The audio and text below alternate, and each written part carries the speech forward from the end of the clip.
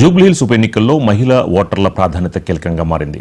నియోజకవర్గంలో మొత్తం 4,01,365 మంది ఓటర్లుండగా మహిళా ఓటర్లు 1,92,779 మంది ఉన్నారు. గత అసెంబ్లీ ఎన్నికల్లో 69% మహిళలు తమ ఓటు హక్కుని వినియోగించుకోవడం చూస్తే ఈ ఎన్నికల ఫలితాన్ని నిర్ణయించడంలో మహిళలే కీలక పాత్ర పోషించనున్నారు. ఈ కారణంతోనే ప్రధాన పార్టీల అభ్యర్థులు పూర్తిగా మహిళా ఓటర్లపై దృష్టి సారించారు. ముఖ్యంగా బోర్బండ, రహమత్ నగర్, కార్మిక్ నగర్, యూసఫ్గూడ, వెంకటగిరి వంటి ప్రాంతాల్లో నివసించే బస్తీలు, స్లమ్ మరియు మధ్యతరగతి మహిళా ఓటర్లను ఆకర్షించేందుకు ప్రధాన పార్టీల మహిళా నేతలు ప్రచారాన్ని హోరెత్తిస్తున్నారు.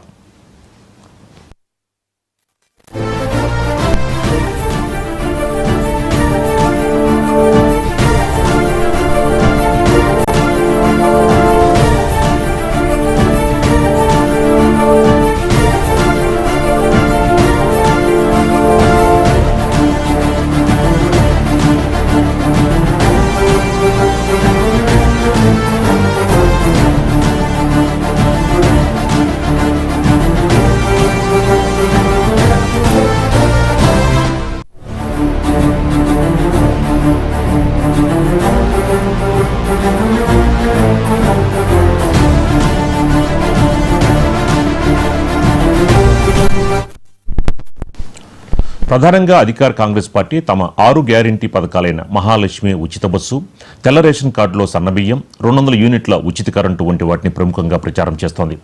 మరోవైపు ప్రతిపక్షాలైన బీజేపీ, బీఆర్ఎస్ నేతలు మాత్రం కాంగ్రెస్ 6 గ్యారంటీల అమలు కాలేదని వివరిస్తున్నారు. బీఆర్ఎస్ నాయకులు ఏకంగా గ్యారంటీ కార్డులను పంచుతూ ఒంటరి మహిళకి 2,500, కాలేజీ విద్యార్థులకి స్కూటీలు, వితంతువులకి పెన్షన్ పెంపు వంటి హామీలు నెరవేరలేదని మహిళా నేతల ద్వారా ప్రచారం చేయిస్తున్నారు. సంక్షేమ పథకాల అమలు, నిత్యావసర వస్తువుల ధరలు, మహిళా భద్రత వంటి అంశాలని ప్రచారంలో ప్రధానంగా ప్రస్తావిస్తున్నారు. మహిళా ఓటర్ల అధిక పోలింగ్ శాతమే ఈ ఎన్నికల్లో అభ్యర్థుల గెలుపు ఓటముల్ని నిర్ణయించనుంది.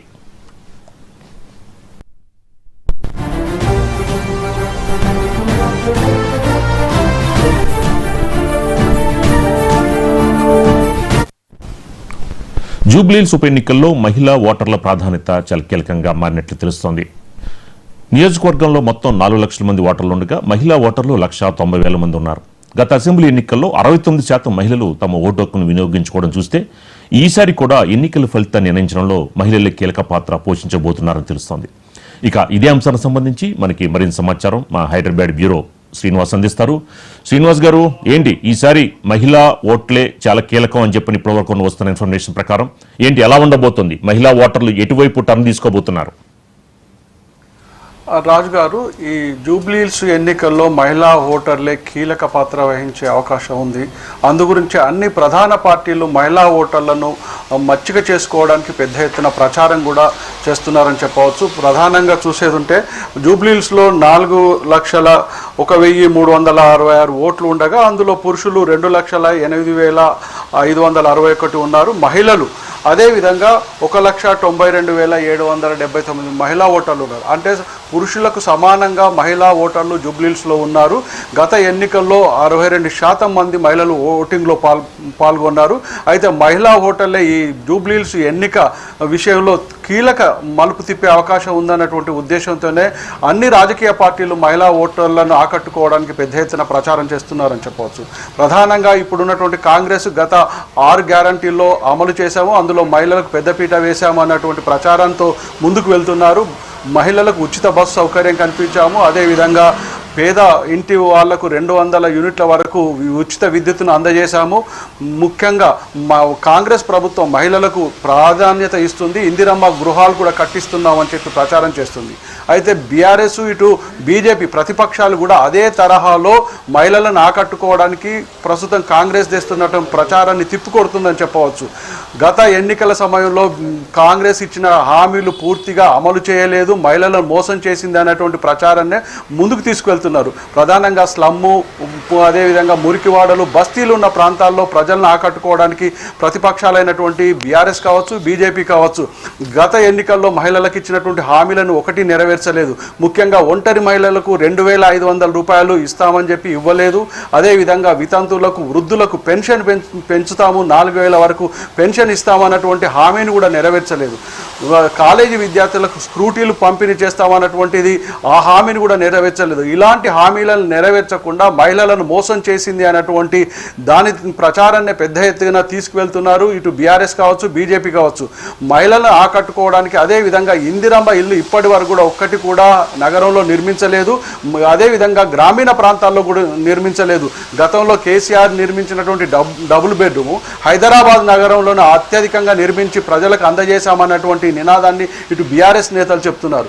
ఈ విధంగా ఒకరికొకరు కళ్యాణ లక్ష్మి కావచ్చు, ఇతర షాదీ ముబారకే కావచ్చు, ఇలాంటి స్కీమ్లను బీఆర్ఎస్ అమలు చేసి మహిళలకు అధిక ప్రాధాన్యత ఇచ్చింది కేసీఆర్ ప్రభుత్వంలో అన్నటువంటి నినాదంతో ఇటు బీఆర్ఎస్ ప్రజల్లోకి వెళ్తుంది. మొత్తంగా మహిళలను ఆకట్టుకునే ప్రయత్నమే ఇటు అన్ని రాజకీయ పార్టీలు చేస్తుందని చెప్పవచ్చు.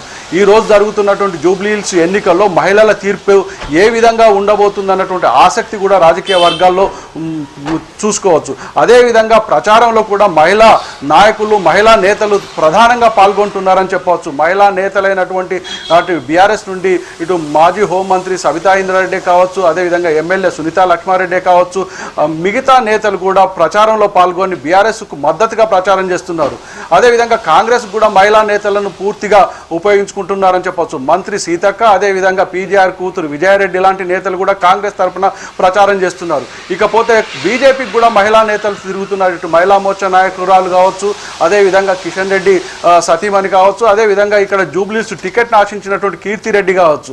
ఇలాంటి మహిళా నేతలతోనే ప్రచారంలోకి బాగా ఆకట్టుకోవడానికి, మహిళా ఓటర్లను ఆకర్షించడానికి, వాళ్ళ ఓటు బ్యాంకును తమ వైపు తిప్పుకోవడానికి ఇటు అన్ని రాజకీయ పార్టీలు మహిళా ఓటర్లను ఆకట్టుకోవడానికి ప్రయత్నం చేస్తున్నటువంటి ప్రయత్నం ఏ విధంగా ఉంటుంది, ప్రజలు ఏ వైపు మొగ్గు చూపుతారు, మహిళా ఓటర్లు ఏ వైపు మొగ్గు చూపుతారు అన్నటువంటి విషయం మాత్రం ఇటు రాజకీయ వర్గాలతో పాటు మిగతా వర్గాల్లో కూడా చర్చనీయాంశంగా మారిందని చెప్పవచ్చు. ప్రధానంగా మహిళల తీర్పు ఏ విధంగా ఉండబోతుంది, ఇప్పుడు కాంగ్రెస్ ప్రభుత్వాన్ని నమ్ముతారా, లేదు అంటే ప్రతిపక్షాలు గతంలో చేసినటువంటి బీఆర్ఎస్ను నమ్ముతారా, లేదు బీజేపీని నమ్ముతారా అన్నటువంటి విషయాన్ని ఈ ఎన్నికల్లో తేటతెల్లమవుతుందని చెప్పవచ్చు. ముఖ్యంగా ఇటు బీఆర్ఎస్ మాత్రం తాము గతంలో చేసినటువంటి పథకాలన్నింటినీ ప్రజల ముందుకు పెడుతుంది.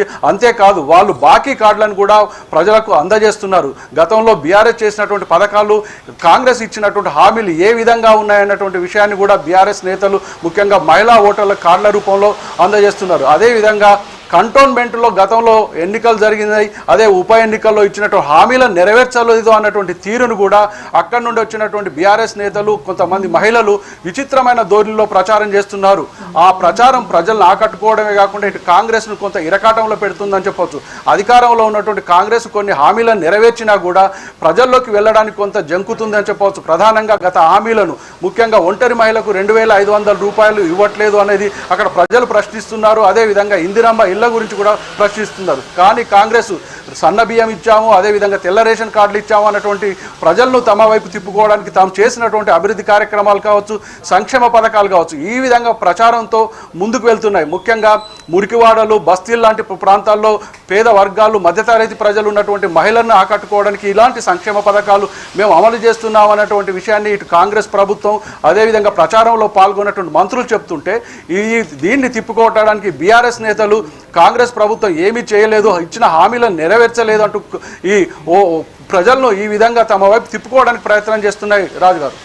శ్రీనివాస్ గారు, అంటే జూబ్లీ హిల్స్లో కాంగ్రెస్ పార్టీ గెలిచి చాలా కాలమైంది. అంటే అప్పుడు ఎప్పుడో ఇది పీజీఆర్ జనార్దన్ రెడ్డి గారు, తర్వాత ఆయన చనిపోయిన తర్వాత వాళ్ళ అబ్బాయి ఒకసారి గెలవడం జరిగింది.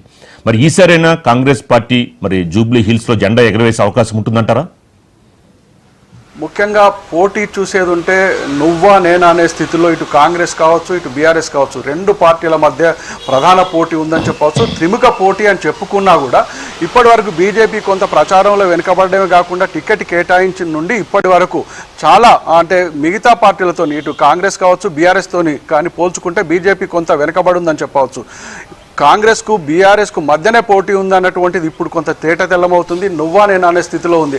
అయితే ప్రజల తీర్పు ఏ విధంగా ఉంటుంది అన్నటువంటిది మనం ఇప్పుడే చెప్పలేం. కానీ పోటీ మాత్రం ఇటు కాంగ్రెస్కు బీఆర్ఎస్కు మధ్యనే ఉంటుందనేది ఒకటి మనం స్పష్టంగా చెప్పవచ్చు. ఈ పార్టీలు ఇప్పటికే ఇటు మైనార్టీ వర్గాన్ని తమ వైపు తిప్పుకోవడానికి, మహిళా ఓటర్లను తమ వైపు తిప్పుకోవడానికి, మిగతా సెటిలర్ల ఓట్లను తమ వైపు తిప్పుకోవడానికి రకరకాల ప్రచారం చేయడంతో పాటు వాళ్ళతో ఇటు కుల సంఘాల సమావేశాలు, అదేవిధంగా అపార్ట్మెంట్లలోకి వెయ్యి అసోసియేషన్లు అదేవిధంగా బస్తీ సంఘాలతోని సమావేశాలు ఏర్పాటు చేసి ఇటు కాంగ్రెస్ అదేవిధంగా బీఆర్ఎస్ ఎవరికి వారే తమ గెలుపు సాధ్యమనేది అనే విషయంలో ప్రచారం చేసుకుంటున్నారు. ఎవరికి వారే ధీమాతో ఉన్నారని చెప్పొచ్చు. కాంగ్రెస్ తమ అభ్యర్థి నవీన్ యాదవ్ గెలుస్తాడు అన్నటువంటి ధీమాతో ఉన్నారు. దాదాపుగా 20 నుండి 30 వేల మెజార్టీ వస్తుందన్నటువంటి విషయాన్ని కూడా కొంతమంది మంత్రులు కావచ్చు, ముఖ్య నేతలు కానీ చెప్తున్నారు. అదే తరహాలో బీఆర్ఎస్ నేతలు కూడా తమకు ఖచ్చితంగా గెలుస్తాము, 20 వేల మెజార్టీ వస్తుంది, మెజార్టీ మాకు చూసుకోవాలి తప్ప గెలుపు అనేది ఎప్పుడో జరిగిపోయింది అన్నటువంటి స్టేట్మెంట్ను కేటీఆర్ కూడా ఇచ్చారు. తమ గెలుపు ఖాయమైంది, మెజార్టీ వైపే మేము ఇంకా చూసుకోవాల్సినటువంటి అంశం అన్నటువంటి విషయాన్ని కూడా బీఆర్ఎస్ నేతలు చెప్తున్నారు. ఎవరికి వారే గెలుపుపై ధీమా ఉన్నారు.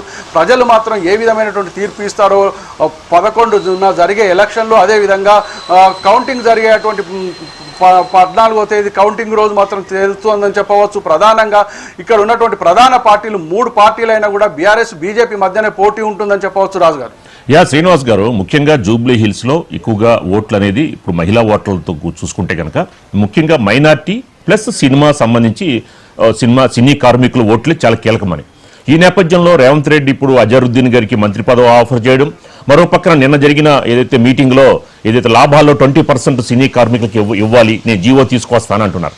ఏంటి ఈ రెండింటి వల్ల ఏమన్నా కాంగ్రెస్కి ఓటింగ్ పెరిగే అవకాశం ఉంటుందంటారా?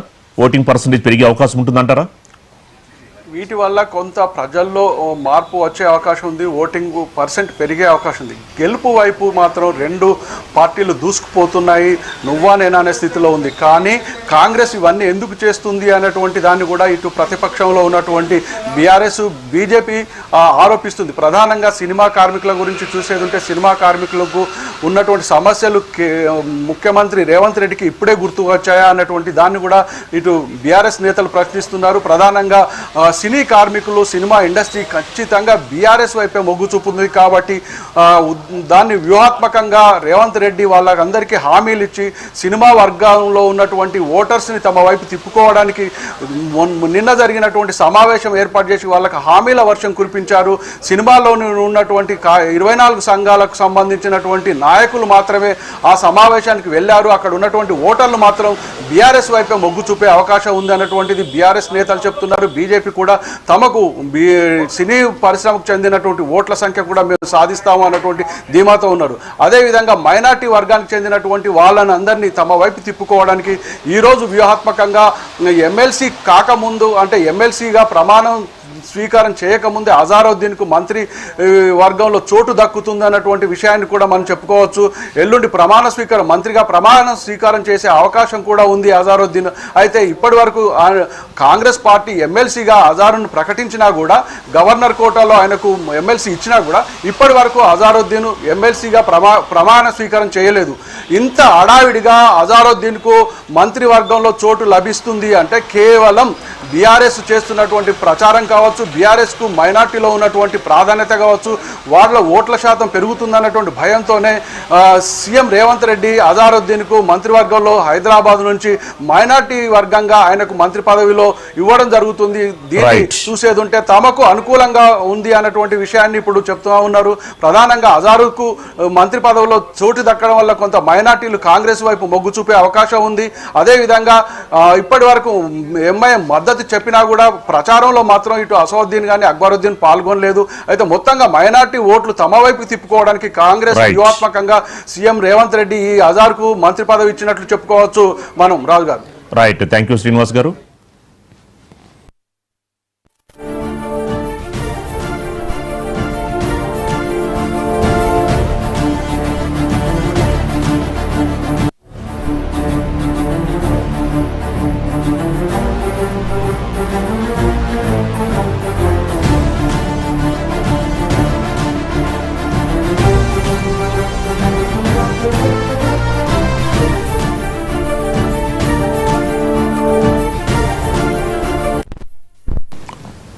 జూబ్లీహిల్స్ ఉప ఎన్నికల్లో మహిళా ఓటర్ల ప్రాధాన్యత చాలా కీలకంగా మారింది. నియోజకవర్గంలో మొత్తం 4,01,365 మంది ఓటర్లుంటే మహిళా ఓటర్లు 1,92,779 మంది ఉన్నారు. గత అసెంబ్లీ ఎన్నికల్లో 69% మహిళలు తమ ఓటు హక్కును వినియోగించుకోవడం చూస్తే ఈ ఎన్నికల ఫలితాన్ని కూడా నిర్ణయించడంలో మహిళలే కీలక పాత్ర పోషించనున్నారు. ఈ కారణంతోనే ప్రధాన పార్టీల అభ్యర్థులు పూర్తిగా మహిళా ఓటర్లపై దృష్టి సారించారు. ముఖ్యంగా బోరుబండ, రహమత్ నగర్, కార్మిక్ నగర్, యూసఫ్గూడ, వెంకటగిరి వంటి ప్రాంతాల్లో నివసించే బస్తీలు, స్లమ్ మరియు మధ్యతరగతి మహిళా ఓటర్లను ఆకర్షించేందుకు ప్రధాన పార్టీల మహిళా నేతలు ప్రచారాన్ని హోరెత్తిస్తున్నారు.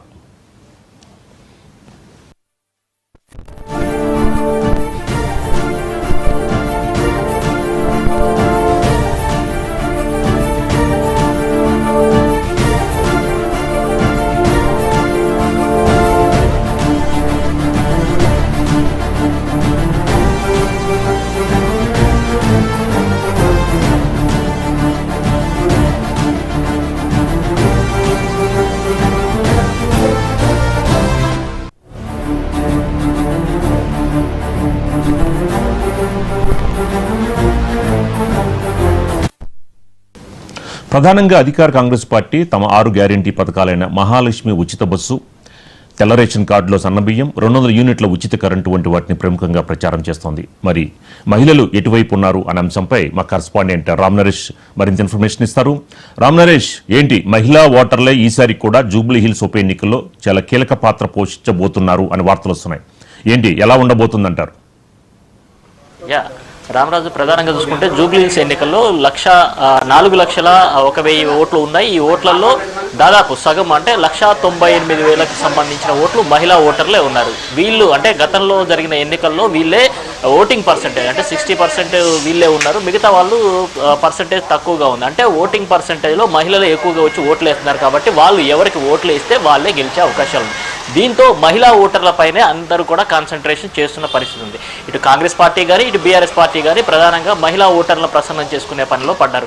ప్రధానంగా చూసుకుంటే ఇటు గతంలో బీఆర్ఎస్ 10 ఏళ్ల పాలనలో ఏదైతే మహిళల సంక్షేమం కోసం అదేవిధంగా వాళ్ళ అభివృద్ధి కోసం ఏ విధంగా పథకాలు అమలు చేశాము అనే అంశాన్ని ప్రధానంగా తీసుకువెళ్తున్నారు. మరోవైపు కాంగ్రెస్ ప్రభుత్వం అధికారంలోకి వచ్చే ముందు ఎన్నికల హామీలు ఏమి ఇచ్చారు, ఆ తర్వాత అధికారంలోకి వచ్చి 2 సంవత్సరాలు అవుతుంది, మీకు ఇస్తా అన్న హామీలు ఏమి ఇచ్చారు అనే దానినే ఫోకస్ చేసి ప్రచారం సాగిస్తున్న పరిస్థితి. ఇప్పటికే బాకీ కార్డులతో ఇంటింటికి బీఆర్ఎస్ పార్టీ ప్రచారం చేస్తుంది. మహిళలకు ఇస్తా అన్న 2,500 పెన్షన్ కానీ అదేవిధంగా వితంతువులకు ఇస్తా అన్న పెన్షన్ 4,000 ఇస్తా అని చెప్పేస్తున్నారు, అది ఇవ్వడం లేదు.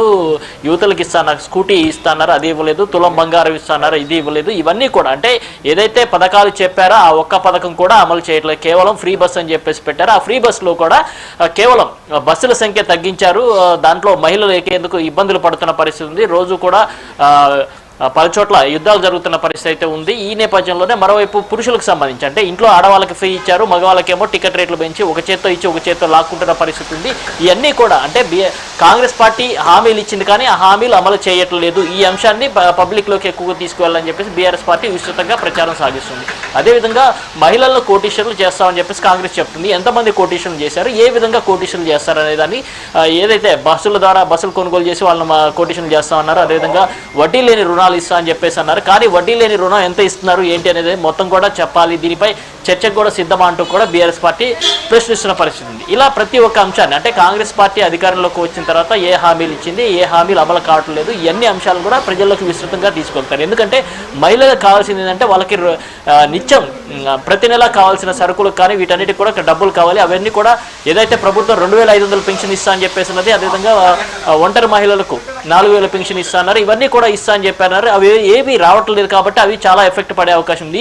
ఈ అంశాన్ని ప్రధానంగా బీఆర్ఎస్ పార్టీ ఫోకస్ చేసి దాన్ని ప్రజల్లోకి విస్తృతంగా తీసుకుపోతుంది. అదేవిధంగా పార్టీకి సంబంధించిన మహిళా నేతలు సరితా ఇంద్రారెడ్డి కానీ అదేవిధంగా సునీత లక్ష్మారెడ్డి కానీ ఇంకా పార్టీకి సంబంధించిన మహిళా నేతలు ఎవరైతే ఉన్నారో వీళ్ళంతా కూడా ప్రచారంలో పాల్గొంటున్నారు. ఒక మహిళగా ఉండి ఆమె పోటీ చేస్తుంది కాబట్టి వీళ్ళంతా కూడా ప్రచారంలో ఉంటున్నారు. మహిళ సానుభూతి అనేది ఎక్కువగా లభిస్తుందంటూ కూడా వాళ్ళు ప్రచారం సాగిస్తున్న పరిస్థితి ఉంది. అదేవిధంగా నిన్న కాంగ్రెస్ పార్టీకి సంబంధించిన అభ్యర్థి నవీన్ కుమార్ ఏదైతే వ్యాఖ్యలు చేశాడో ఆ వ్యాఖ్యలు ఒక్కసారిగా దుమారం రేపాయని చెప్పుకోవచ్చు. రాజకీయ వేడి కూడా పుట్టించాయి. ఎందుకంటే ఇప్పటివరకు ప్రచారంలో ఒక రకంగా ఉంటే నిన్న నవీన్ యాదవ్ చేసిన వ్యాఖ్యలు ఒక్కసారిగా మంటలు రేపాయని చెప్పుకోవచ్చు. ఏదైతే జూబ్లీహిల్స్ ఏదైతే ఉందో ఇది నా ఇల్లు, ఇది నా అడ్డా, ఇక్కడ ఎవరు కూడా అంటే బీఆర్ఎస్ పార్టీకి సంబంధించిన నేతలంతా కూడా ఇక్కడికి వచ్చేసి ప్రచారం చేస్తున్నారు. ఇక్కడ ప్రచారం ఇష్టానుసారంగా వచ్చి ప్రచారం చేస్తే ఊరుకునేది లేదు, వాళ్ళు ఎవరు కూడా తిరిగి వెళ్లరు అంటూ కూడా ఆయన వ్యాఖ్యలు చేశారు. ఈ వ్యాఖ్యలు ఇప్పుడు పొలిటికల్ గా దుమారం రేపుతున్న పరిస్థితి. ఈ వ్యాఖ్యలపై బీఆర్ఎస్ పార్టీ విస్తృతంగా ప్రచారం చేస్తుంది, ప్రజల్లోకి విస్తృతంగా తీసుకెళ్తుంది. ఎందుకంటే ఎన్నికల ప్రచారంలోనే ఈ విధంగా ఉంటే ఈ అభ్యర్థి గెలిస్తే ఇంకా ఏ విధంగా ఉంటుంది అనే ప్రచారాన్ని ఎక్కువగా తీసుకుపోతున్న పరిస్థితి ఉంది. వీటిపైన ఎక్కువగా ఫోకస్ చేస్తుంది. ఇటు సోషల్ మీడియా వేదిక కూడా ఈ ఏదైతే నవీన్ కుమార్ యాదవ్ చేసిన వ్యాఖ్యలున్నా వాటిని విస్తృతంగా తీసుకువెళ్తున్న పరిస్థితి ఉంది. దీనికి సంబంధించి పార్టీకి సంబంధించిన ఎమ్మెల్యేలు, ఎమ్మెల్సీలు, అదేవిధంగా మాజీ ఎంపీలు కూడా పెద్ద ఎత్తున దీన్ని నవీన్ యాదవ్ చేసిన వ్యాఖ్యలపై అయితే మండిపడుతున్న పరిస్థితి ఉంది. అదేవిధంగా గతంలో మంత్రులు పొన్నం ప్రభాకర్ గానే, అదేవిధంగా తుమ్మల నాగేశ్వరరావు చేసిన వ్యాఖ్యలు, ఏదైతే మాగంటి సునీత కన్నీటి పర్యంతమైనప్పుడు ఆమెపై చేసిన వ్యాఖ్యలు కానీ, ఇప్పుడు నవీన్ కుమార్ యాదవ్ చేసిన వ్యాఖ్యలు కానీ, ఇవన్నీ కూడా పార్టీని డ్యామేజ్, అంటే కాంగ్రెస్ పార్టీని డ్యామేజ్ చేసే విధంగా ఉన్నాయని చెప్పుకోవచ్చు. మరోవైపు బీఆర్ఎస్ పార్టీకి సంబంధించిన నేతలంతా కూడా కొద్దిసేపటి క్రితం ఎన్నికల కమిషన్ సీఈఓని కలిసి ఒక రిప్రజెంటేషన్ అయితే ఇవ్వడం జరిగింది. నిన్న సీఎం ఏదైతే ఫిలిం నగర్కి సంబంధించి ఫిలిం సొసైటీ వాళ్ళకి సంబంధించి ఒక మీటింగ్ పెట్టారు. అక్కడ కొన్ని హామీలు ఇచ్చారంటే నిబంధనల విరుద్ధంగా అక్కడ హామీలు ఇవ్వడం కుదరదు, కానీ సీఎం స్థాయిలో ఉండి ఆయన హామీలు ఇచ్చారు కాబట్టి దానిపై కోడ్ ఆఫ్ ఎలక్షన్ కోడ్ నిబంధనలకు విరుద్ధంగా ఆయన హామీలు ఇచ్చారు కాబట్టి దానిపై ఇమీడియట్గా యాక్షన్ తీసుకోవాలి, ఆయన స్టార్ క్యాంపెయినర్ నుంచి ఆయన తొలగించాలంటూ కూడా బీఆర్ఎస్ పార్టీకి సంబంధించిన ఒక బృందం వెళ్ళి సీఈఓని కలిసి ఒక వినతి పత్రం అయితే ఇవ్వడం జరిగింది. మరోవైపు నవీన్ కుమార్ యాదవ్ చేసిన వ్యాఖ్యలపై సుమోటోగా కేసు నమోదు చేయాలంటూ కూడా చెప్పడం జరిగింది. ఇప్పటివరకు ఏదైతే నవీన్ కుమార్ యాదవ్ చేసిన వ్యాఖ్యలు ఉన్నాయో వాటిపై ఇటు ఎలక్షన్ కమిషన్ అధికారులు కానీ, అదేవిధంగా పోలీసులు కానీ ఎక్కడ కూడా కేసు నమోదు చేయలేదు, ఎందుకు చేయలేదు అని చెప్పేసి కూడా ప్రశ్నిస్తున్న పరిస్థితి. ఈ అన్ని అంశాలు అంటే ఇక్కడ ఒకవైపు పార్టీ పరంగా పోరాడుతున్నారు, ఒకవైపు మహిళా ఓటర్లను ప్రసన్నం చేసుకునే పనిలో అయితే పడ్డారని చెప్పుకోవచ్చు. మరోవైపు ప్రచారంలో కూడా ఎక్కడ కూడా అధికార పార్టీకి ఎక్కడ కూడా తీసిపోకుండా వీళ్ళైతే ప్రచారం సాగిస్తున్న పరిస్థితి. ప్రతిరోజు కూడా ప్రచారం ఉదయం సాయంత్రం ప్రతి డివిజన్లో కూడా క్లస్టర్ స్థాయిలో కూడా ప్రచారం సాగిస్తున్న పరిస్థితి. మరోవైపు మైనార్టీలను ప్రసన్నం చేసుకునేందుకు ఎక్కువగా బీఆర్ఎస్ ఫోకస్ చేస్తుంది. ఎందుకంటే ఏదైతే జూబ్లీహిల్స్ నియోజకవర్గానికి సంబంధించి మొత్తం 7 డివిజన్లు ఉన్నాయి. 7 డివిజన్లో ఒకటి పార్షియల్ ఉంటుంది, మిగతా 6 డివిజన్లు ఫుల్ డివిజన్స్ ఉంటాయి కాబట్టి వాటిల్లో ఎక్కువగా మైనార్టీలు ఉన్నారు. ఆ మైనార్టీలను ప్రసన్నం చేసుకునేందుకు ఎక్కువగా బీఆర్ఎస్ ఫోకస్ చేస్తుంది. అదేవిధంగా మహిళల ఓట్లకు సంబంధించి కూడా ఎక్కువగా ఫోకస్ చేస్తున్న పరిస్థితి ఉంది. ఈ నేపథ్యంలోనే ఇప్పుడు ప్రచారం పోటాపోటీగా జరుగుతుంది. నేతల మధ్య మాటల యుద్ధం కూడా పెరుగుతున్న పరిస్థితి ఉందని చెప్పుకోవచ్చు. Ramaraju. Right, thank you Ram Naresh.